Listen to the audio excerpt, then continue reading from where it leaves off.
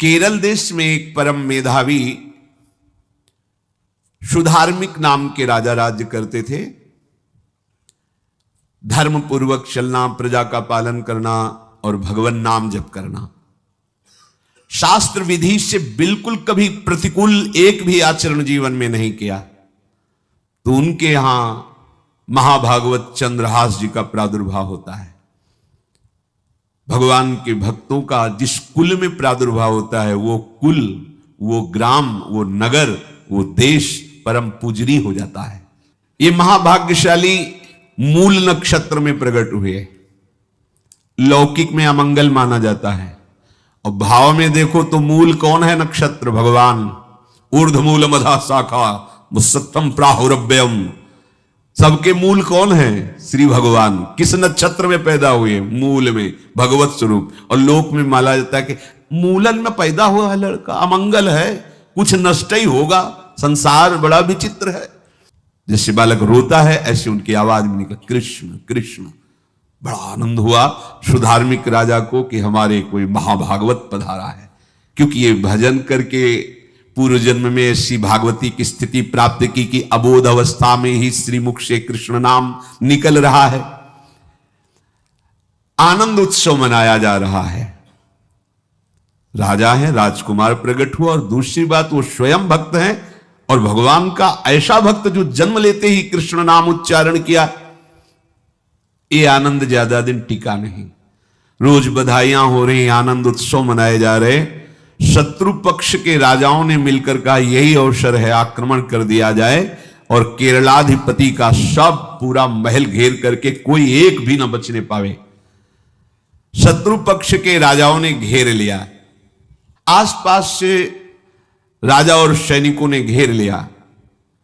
अब वो असावधान थे, आनंद में पुत्र हुआ है, बधाइयां, कोई संभावना ही नहीं थी। गुप्त रूप से शत्रु पक्ष के राजाओं ने आक्रमण करके घेर लिया। अब राजाओं की कई सेनाएं और इनकी असावधानी पूर्वक आनंदमयी वृत्ति में कोई पहले से पता हो तो तैयारी करते, तत्काल आक्रमण को रोकने का प्रयास किया पर असफल रहे। इनके सैनिक भी मारे गए, राजा भी मारे गए, राजमहल को घेर लिया गया,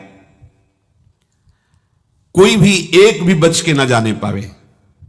तो राजमाता जिनसे चंद्रहास जी का प्रादुर्भाव हुआ था, उन्होंने धाय मां को कहा कि मेरे पुत्र को बचाने में तुम समर्थ हो, मेरे तो प्राण नहीं बचेंगे, अगर ये लोग नहीं मारते तो मैं अपने पति के शव के साथ सती हो जाऊंगी। पहले ऐसी धार्मिक निष्ठा माताओं बहनों में होती थी कि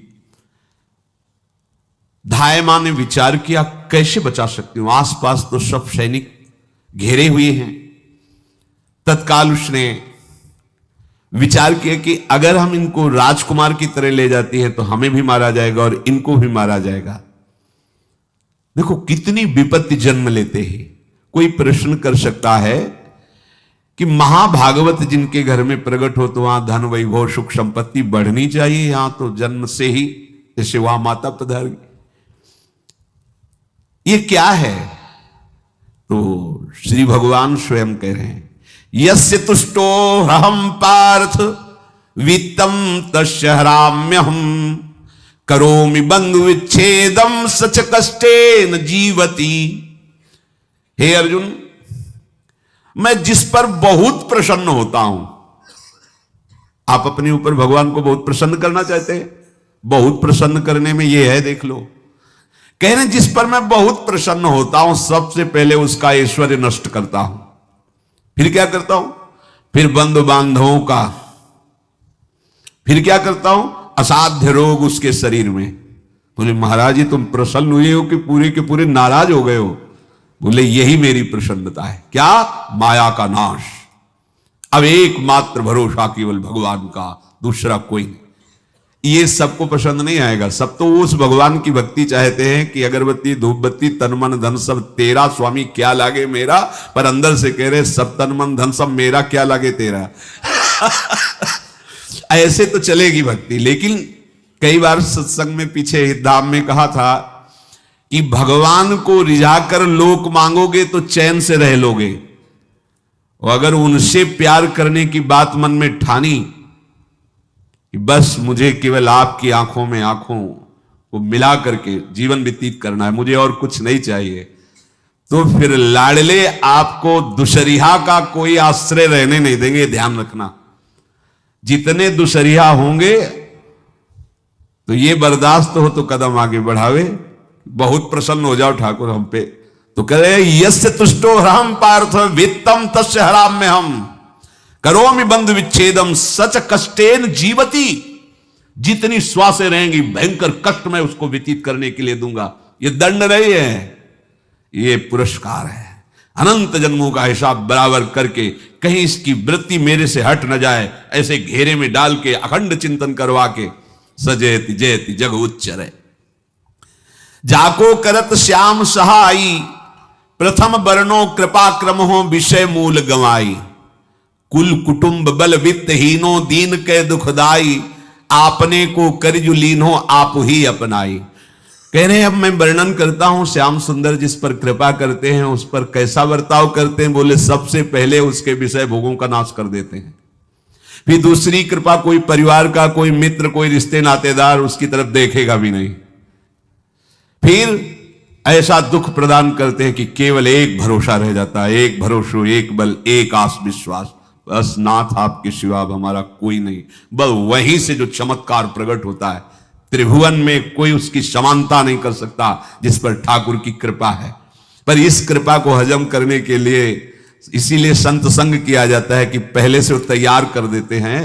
जैसे आर्मी की ट्रेनिंग होती है ना, ट्रेनिंग के बाद भी बॉर्डर में लगाया जाता है, ऐसे ही संतजन ये ट्रेनिंग देते हैं। अब जो टिके तो टिके, नहीं तो घर बैठे जाके, और अगर टिक गया तो गुरु मेहरबान तो चेला पहलवान, भगवान भी परास्त नहीं कर सकते। उसमें ऐसी सामर्थ्य आ जाती है कि हर प्रभु के द्वारा दिए गए विधान को हंस करके स्वीकार कर लेता है।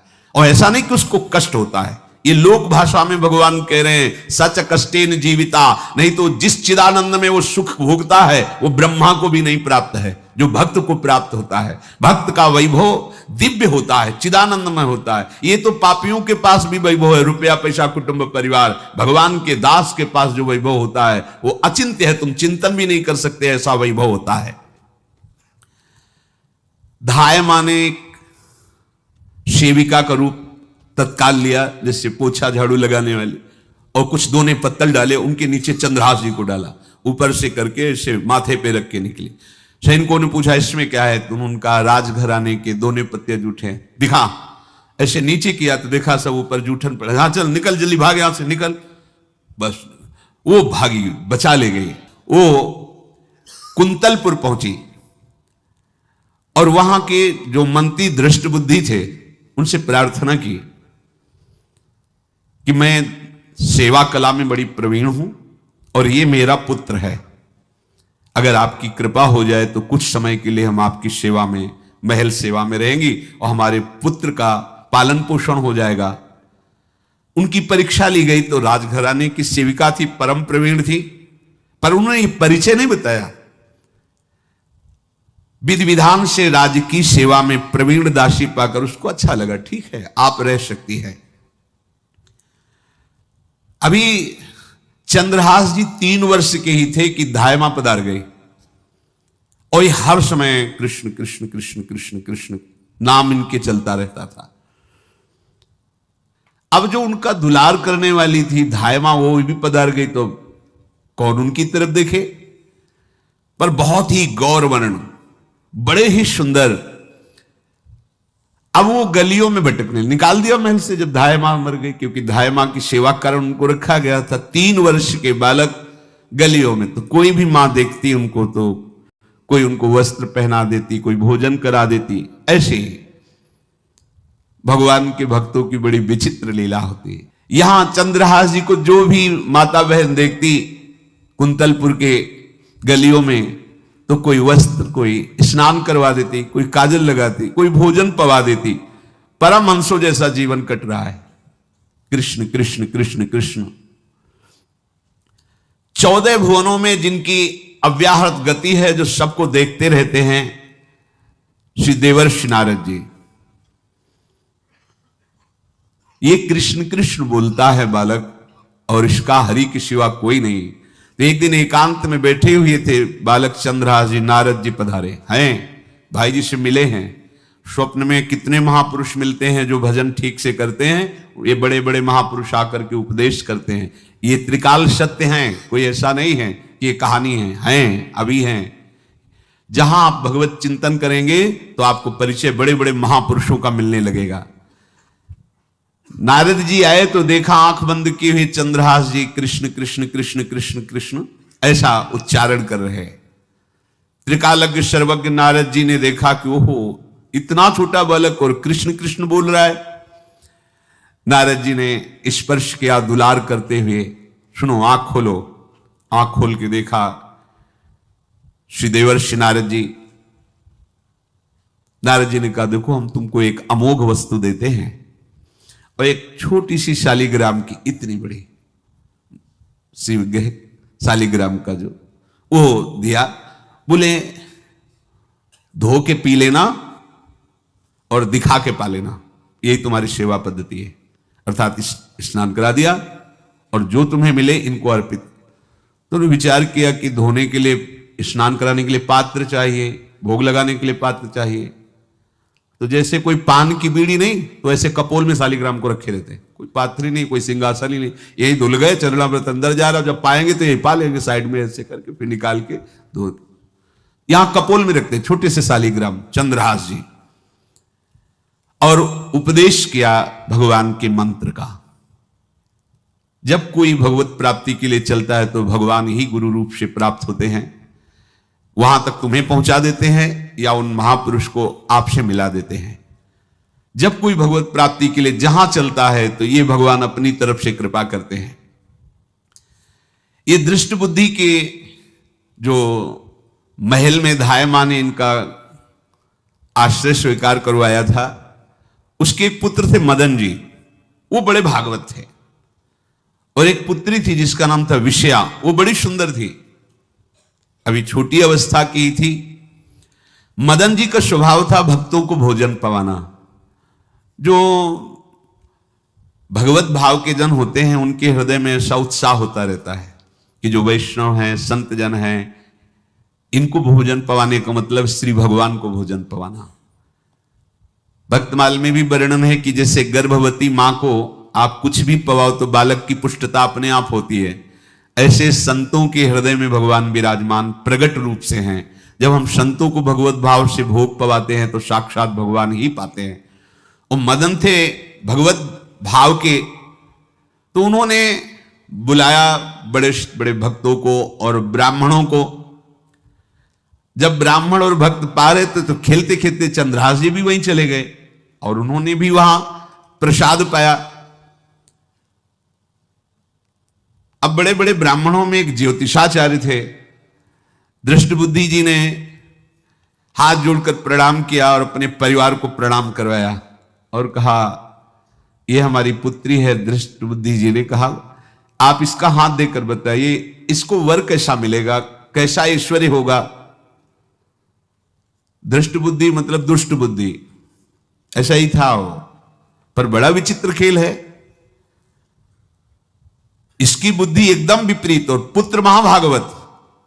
भगवान का खेल है, वो भक्ति विरुद्ध और पुत्र भागवत।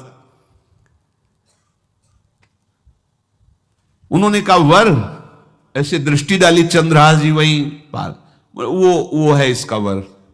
वो इसे धाय का एक दासी का लड़का हमारी पुत्री का वर बने। बोले शायद आपने ध्यानपूर्वक रेखा नहीं देखी, वो हम देख लिए हैं, यही है तुम्हारी पुत्री का वर। दृष्ट बुद्धि ने विचार किया कि एक भिखमंगा हमारी राजकुमारी पुत्री का दूल्हा बने। पंडित जी को तो दक्षिणा दी, विदा किया और सैनिकों से कहा घर से निकलने ना पावे बालक, क्योंकि ज्योतिष पक्की, ज्योतिष शास्त्र सत्य है पर उसका सम्यक ज्ञान होना चाहिए। भला मुझ सम्राट के मंत्री की पुत्री, वो महामंत्री है दृष्ट बुद्धि, और ये एक भिखमंगा कैसे हो सकता है। बड़ा हृदय में जलन हुआ, ये तो बड़ी अपकीर्ति और दुर्भाग्य का विषय होगा, इसी को मरवा डालते हैं काम खत्म हो जाएगा। निश्चय किया और जल्लादों को बुलाया और कहा, बालक जो पंगत में भोग पा रहा है इसको ले जाओ और जंगल में मार के, और इसका कोई अंग हमें काट के दिखाओ कि हाँ मार, मतलब पक्का मार देना है। क्योंकि वो इतने सुंदर थे, इतने सुशील थे, इतने प्यारे लगते थे कि कोई भी मारने के लिए तैयार। इसलिए उसने शर्त रखी, इनका अंग काट करके हमको प्रमाण में दिखाया जाए कि मार दिए गए हैं। चांडालों ने हाथ पकड़ा, चंद्रहास जी को ले गए। चंद्रहास जी का स्पर्श करते हुए उनको ऐसा दुलार होने लगा हृदय में, जैसे मां को अपने बच्चे से दुलार होता है। स्पर्श करते, दरस परस अघनाश, भक्त का स्पर्श ही पापों का नाश कर देता है। वो दो जल्लाद आपस में कहने लगे, भाई जीवन हो गया लोगों को मारते हुए, कभी कोई पुण्य का काम नहीं किया। ये देखो भक्त संग का प्रभाव। इस सुकुमार विशाल नेत्र, कैसा सुंदर बालक जो हमारे चित्त को चुरा रहा है, इस दुष्ट बुद्धि मंत्री ने आदेश किया मारने का। भला इससे क्या बिगाड़ा इनका, क्यों मारना चाहता है? देखो वैसे तो मां पापी है ही है, क्योंकि जल्लाद घर में जन्मे हैं, पूर्व जन्म के पापों के अनुसार इस जन्म में न जाने कितनों को हमने काटा है। पर पता नहीं क्या हो रहा है, मेरे हृदय में ऐसी हिम्मत नहीं आ रही कि इस बालक को मैं मार सकूं। दूसरे ने कहा, फिर अगर उसको तुम नहीं मारोगे तो तुम मारे जाओगे, कुछ तो करना पड़ेगा। नहीं नहीं, इस छोटे से बालक से क्या किसी को नुकसान।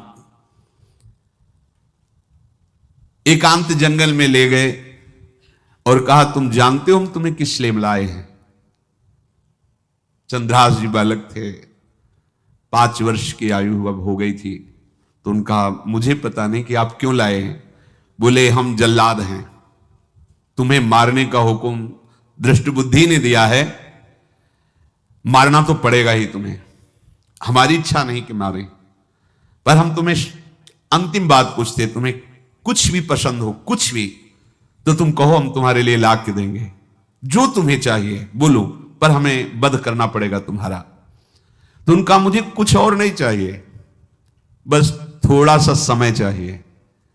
यदि आप मारना ही चाहते हो तो थोड़ा हमारी पूजा है हम कर ले, इसके बाद मार लीजिए। आपको तो बल है, अस्त्र हैं, मैं तो बालक हूं। उनका, हां हम तुम्हें समय देते, तुम किसी को पुकार भी सकते हो, जो तुम करना चाहो कर सकते हो। चंद्रहास जी का, मुझे मृत्यु का भय नहीं, बस कुछ समय दे दे। पूरा महाभारत हो गया था, टिटिहरी के अंडे नहीं फूटे थे। वही टिटिहरी का, तो टिटिहरी एक पक्षी होती है, टे टे करके उड़ती है, तो उसके अंडों के ऊपर एक हाथी का घंटा हो गया, गिर गया ऐसे, सब पूरा महाभारत में सब नष्ट भ्रष्ट, वो अंडे वैसे सुरक्षित। तो जो प्रभु भारत युद्ध में राखे भरही अंड, सोई मुंह को राखे जो राखत ब्रह्मांड।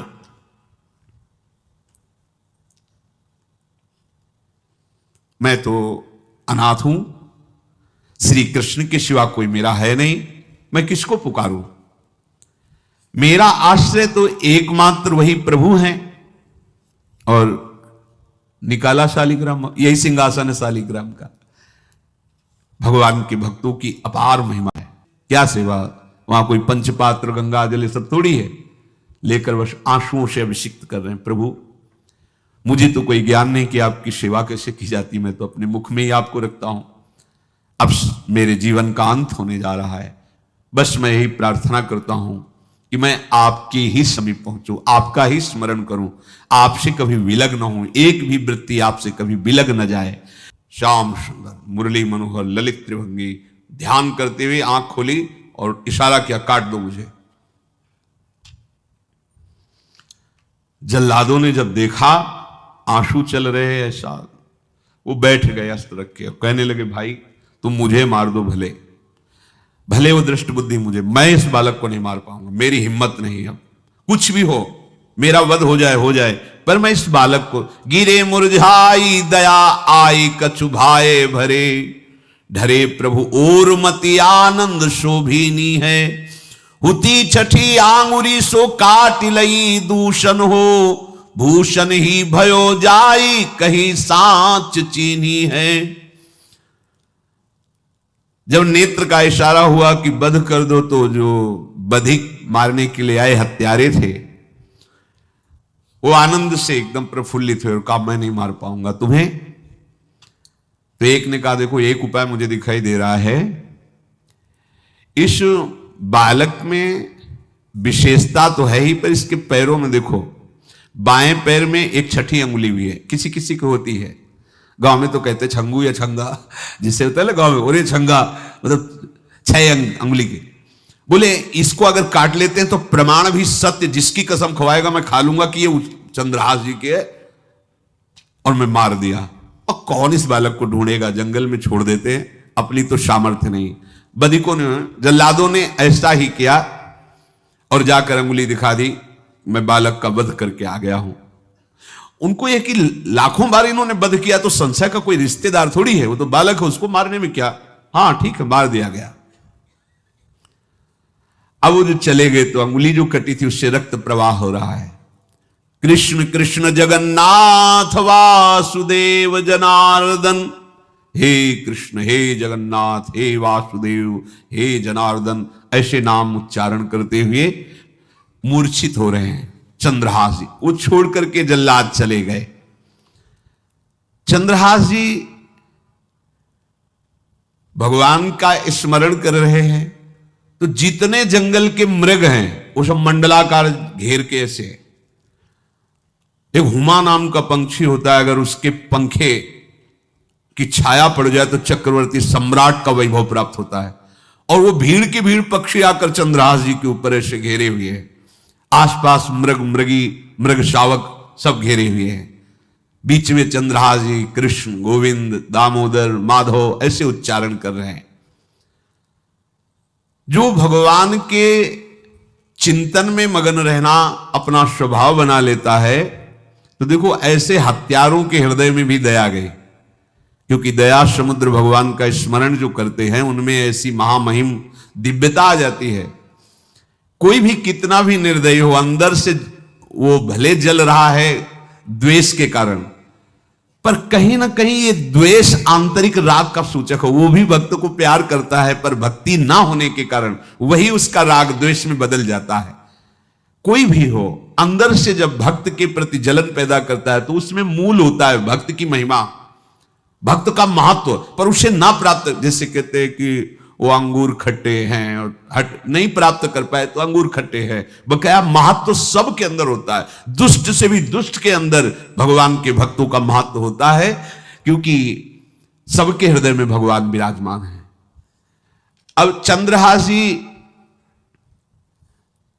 भगवत स्मरण करते हुए पक्षियों के और मृग आदि के बीच में हैं। उधर भगवान का एक विधान तैयार होता है, वह देश भूमि में रहत लघु भूप और सुख सवै एक सुत चाह भारी है।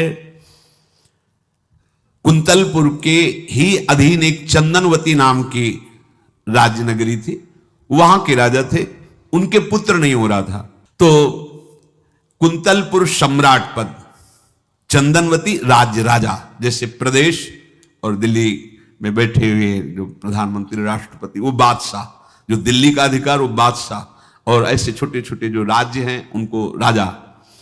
तो ये चंदनवती के राजा कर दिया करते थे, प्रत्येक राजा को कर देना होता था बादशाह को। इनके पुत्र था नहीं, और कर देने के लिए कुंतलपुर ही जा रहे थे, तो रास्ते में देखा कि बहुत से मृग और पंछी ये घेरे हुए क्या है, तो एक कौतूहल सा कि क्या है बीच में, आसपास मंडलाकार मृग, फिर वो विहंग पक्षी। जो भगवान के आश्रित है, भगवान कैसी व्यवस्था करते हैं। वो चंदनावती के राजा दौड़ करके कौतूहल बस क्या है यहां, मृगी पंक्तियों के बीच में पक्षी, हुमा नाम का बड़ा पवित्र पक्षी हिमालय आदि में पाया जाता है, जिसके ऊपर इसकी छाया पड़ जाए वो ऐश्वर्यवान हो जाएगा। देखा बालक दिव्य तेजों में, और मूर्छावस्था में नजदीक गए तो अंगुली पूरी कटी हुई थी, तो रक्त प्रवाह, गोद में उठाया और आनंदित हो गए, हमारी पुत्रेष्टि यज्ञ सफल हुई, हमारा दान पुण्य सफल हुआ, ऐसा हमें सुंदर बालक मिला। चंद्रहास जी को लेकर के घर आए और हृदय में भगवान का बार बार कृपा प्रसाद मना रहे हैं, मुझे भगवान ने पुत्र दिया। चंद्रहास जी को लेकर आए, आनंद मंगल, बधाइयां बजने लगी, बहुत सी संपत्ति न्यौछावर कर दी। 5 वर्ष के चंद्रहास जी हैं। पूछा, बेटा तुम्हारे माता पिता कौन है? तो कहा श्री कृष्ण। परिवार में कौन है? श्री कृष्ण। मतलब तुम्हारा कोई नहीं है? नहीं है, श्री कृष्ण। समझ गए कि भगवान ही हमें कृपा करके ऐसे महाभागवत पुत्र को दिया। और है कौन? वास्तविक कोई नहीं, श्री कृष्ण के सिवा। बड़ा उत्सव मनाया और अपने राज सिंहासन का अग्रिम अधिकारी युवराज पद चंद्रहास जी को। अब तो पूरे राज्य में आनंद की वर्षा हो रही।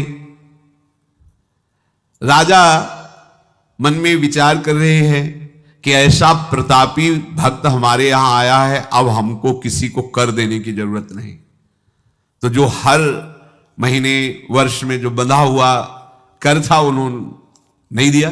1 बार 2 बार 3 बार जब कर नहीं पहुंचा तो सम्राट ने आदेश किया मंत्री को कि चंदनावती से कराना बंद हो गया है। क्या बात है? यदि वो अहंकार से युक्त हो तो आक्रमण करके नष्ट करो, यदि समस्या है तो उसका सहयोग करो।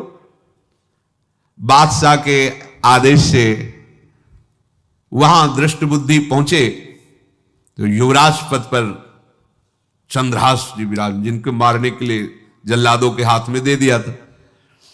पूरे पूर्वासी ऐसा प्रभाव चंद्रहास जी का है कि सब कृष्ण भजन करते हैं, सब आनंद में मगन रहते हैं। चंद्रहास जी थोड़ा सयाने हो गए थे तो पूर्ववासियों को उपदेश देते, 1 बार हमारे राज्य में भोजन पाया जाएगा 24 घंटे में, और सबके घरों से आरती की शंखनाद घंटानाद सुनाई देना चाहिए। सबके यहां शाम के रोज नाम कीर्तन और भगवत कथा होनी चाहिए, क्योंकि आयुष्यम चपलम तादृक जल बुद्बुद सन्निभम चिंतयध्वम जनामूढ़ा माधवम वर्षम सुस्थिरम। भाइयों, ये आयु बड़ी चंचल है, कब शरीर छूट जाए पता नहीं, पानी का बुलबुला कब फूट जाए कोई पता नहीं। इसलिए माधव श्री कृष्ण का नाम कीर्तन, उनकी आरती पूजा, उनका ध्यान और 1 टाइम भोजन पूरे नगर में। अब सोचो कितना भक्ति का प्रभाव होता है। पूरा नगर में, हर घर में आरती पूजा कीर्तन। चक्रवर्ती सम्राट के लक्षण स्वाभाविक चंद्रहास जी में प्रकट होते थे। अब दृष्ट बुद्धि जब वहां गया, देखा युवराज पद पर, पहचाना कि वही बालक है, ये तो चंद्रहास है, क्योंकि काफी समय तो महल में ही रहे थे धाय मां के साथ और अच्छे से पहचान थी। अब उन्होंने विचार किया कि ये तो बहुत अनिष्ट हो गया, हमने तो मारना निश्चित किया था और जल्लादों ने इसको छोड़ दिया और अब तो ये राजा का राजकुमार बन गया। तो राजा से कहा कि पहली बात, युवराज पद पर बैठालने के पहले तुम्हें सम्राट को सूचना देनी चाहिए थी। दूसरी बात, अभी तक तुमने कर नहीं दिया। जानते हो कि अगर सम्राट का भाव बदल गया तो एक क्षण में तुम्हारे राज्य को नष्ट कर दिया जाएगा। तो राजा ने हाथ जोड़कर चंद्रावती के राजा ने कहा, महाराज आप ही अब हमारी रक्षा कर सकते हो। तो उसकी दृष्टि चंद्रहास पर थी, इसको मरवाना है, क्योंकि पंडित ने बताया था यही पति बनेगा। अरे तो अब तो आनंदित होना चाहिए कि अब तो राजा बनेगा, अब तो बढ़िया है। लेकिन चंद्रहास जी को यदि आप सम्राट के पास भेज देते हैं और सम्राट निश्चित प्रसन्न हो जाएंगे चंद्रहास को देख के, तो वो तुम्हारे इस अपराध को क्षमा कर देंगे। युवराज पद दे दिया और भेंट नहीं दी, कर नहीं दिया महीनों से, तो ऐसा करो चंद्रहास जी को भेज दो। राजा ने स्वीकार कर लिया। और पहले लोग बिल्कुल धर्म से चलते थे, कहीं भी अधर्म का लेश नहीं। एक चिट्ठी लिखी दृष्ट बुद्धि ने और चंद्रहास जी से कहा खोल के पढ़ना नहीं, मेरे पुत्र मदन को देना जाके, और मदन तुम्हें फिर आगे का कार्य सम्राट से मिलाना, माफी करवा देना, ये सब करवा देगा, पर ये चिट्ठी तुम रास्ते में खोल के नहीं देखना। और वैसे भी किसी का पत्र खोल के देखने का धर्म नहीं कहता। अगर कोई पत्र दे तो ये नहीं कि इसमें क्या लिखा है, नहीं, या तो हिम्मत नहीं है, इतनी धैर्य नहीं है तो मत लो। अगर धैर्य है तो हाथ में लेकर जहां तक पहुंचाना वहां तक पहुंचा दो, नहीं तो वो कार्य ही मत लो। ये अधर्म है कि आप बीच में उसको खोलकर पढ़े पहले लोग बहुत धर्मात्मा होते थे, एक एक बात धर्मयुक्त होती थी। चंद्रहास जी को चिट्ठी दी, चंद्रहास जी ने पत्र को अपनी पाग में खोस लिया और कुंतलपुर के लिए चले। अब इनका किशोर अवस्था में प्रवेश हो चुका था। एक सुंदर कुंतलपुर के बाहर ही रमणीय बगीचा था, वृक्ष बहुत सुंदर सुंदर, पुष्प वाटिका भी, बड़ा मनोरम लगा। घोड़ा बांध दिया वृक्ष में और पहले सरोवर का बड़ा निर्मल जल होता, जल पिया, हाथ मुंह धोया, थोड़ी देर भगवान का ध्यान करते रहे वृक्ष के नीचे और फिर लेट गए तो नींद आ गई। भगवान बड़े कृपालु हैं। जो भगवद आश्रित होता है त्रिभुवन में कोई उसका अमंगल नहीं कर सकता। अपनी सहेलियों के साथ दृष्ट बुद्धि की वही राजकुमारी जिसके साथ इनका ज्योतिषाचार्य ने कहा था यही पति होगा, वो अपनी बहुत सी समान वयस अवस्था की जो किशोरियां थी उनके साथ वो, और ये राजवाटिका थी, इसमें घूमने के लिए आई। तो घोड़ा देखा तो उसने कहा यहां किसी का घोड़ा कैसे आ सकता है, हमें लगता है कोई यात्री इसमें प्रवेश कर गया, उसको पता नहीं होगा कि राजवाटिका है। वो अपने सहेलियों के साथ घूमते हुए उसी वृक्ष के नीचे पहुंची जा। चंद्रहास नौ किशोर अवस्था, और जो भगवान का भजन करते हैं उनमें एक विशेष आकर्षण होता है जो साधारण आदमियों में नहीं होता। वो कैसा भी रूप हो उससे मतलब आकर्षण होता है, ऐसा लगता है इनके समीप बैठे रहे, इनको देखते रहे, इनकी बातें सुनते रहे, उनमें भगवत आकर्षण होता है। आंख मुंदी हुई शोर है, देखते ही पूर्व विधान के अनुसार उसका चित्त लुट गया।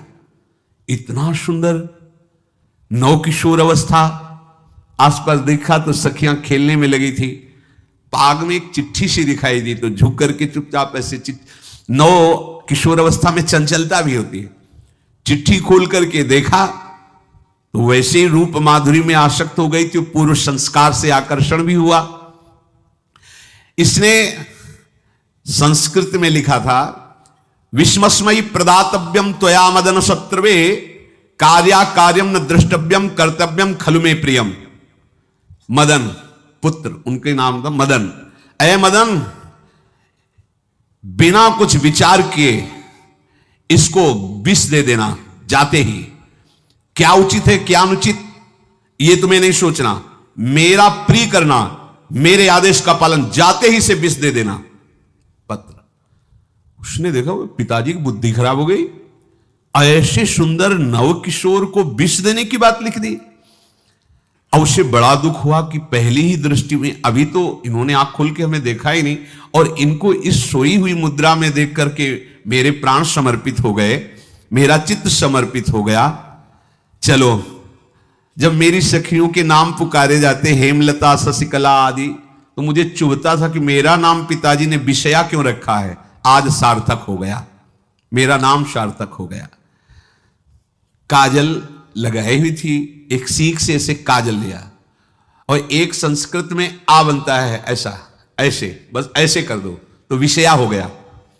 अब उसका अर्थ बदल गया, हे मदन, उचित अनुचित का विचार छोड़कर जाते ही इसे विषया प्रदान कर दो, ये मेरा प्रिय कार्य होगा। विषया पुत्री भगवान है, जैसी हो भवतव्यता तैसी बने सहाय, आप ना आवे आप परताई तहां ले जाए।